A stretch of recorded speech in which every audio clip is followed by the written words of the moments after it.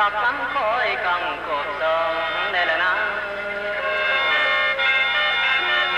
má bác đi ba xin khăn mồm nòng thìยืนจงเป็นบ่มี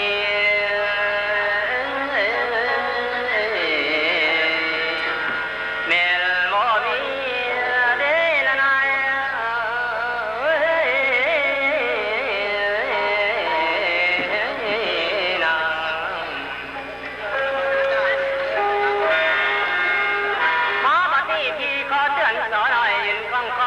จักหน่อยฟังคุ้มจันขันผู้หน่อยสิมาอ้อยดอกกินหน่อยทองคุ้มจันผู้หน่อยสิมาต่อเด้อตอนของนี่แล้วคนจังหวองก็ยังมีต่อคดีไว้บุญมีคดีจนปุ่นวุ่นวายวิ่งไล่โจรจับเดียกาไทยมีคนขึ้นแล้วก็ขาเคยพออยู่บ่เศร้าได้ยินบอกพี่น้องสยุกระจายเสียงนี่แล้วนั่งสือพิมพ์ลงพิมพ์ที่เขาการเลี้ยนมือจากคนขายคนซื้อดินมือแล้วขาดตรงตายก็คงลงสนามเคยขาดอกเทินเบ้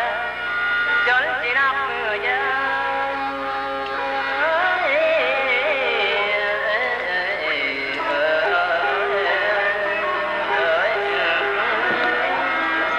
จนสินับมือแย่ขอบพ่อแม่ทั้งหลาย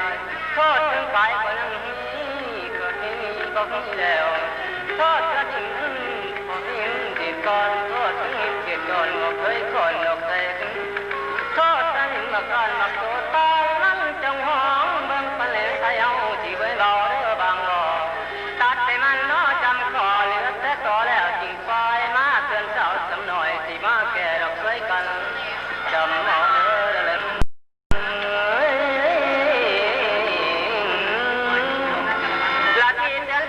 กันหน่อยนุ่มชุ่มเฉานี่แล้วขาขาวไล่ที่แต่งกายบัดลงบานไปในงานมากินเลี้ยงที่พังเสียงหน่อยจักหน่อยไปในงานหน่อยสาวจอยแม่แดงและบอกว่าคนและแรงย้ำสิตั้งว่าละกายคอยหายกินทำสิก็ยามเจอเกียงยานเสร็จได้มาละบานคนโตบัดเจ้าแต่งขาขึ้นเกินนุ่งสันโตเจ้าจะใส่ไปมันจะจุดมาไปถึงที่เด้อก้มตายนี่แล้วย้ำผู้ชายเดียวเห็นสักกะเซ็นน้ำลายย่อยจริงมาลำน้อยเห็นจอยฟังลำน้อยที่เราสาบผมถืนมีสุมือกันตุนเจ้าอยากดูเลย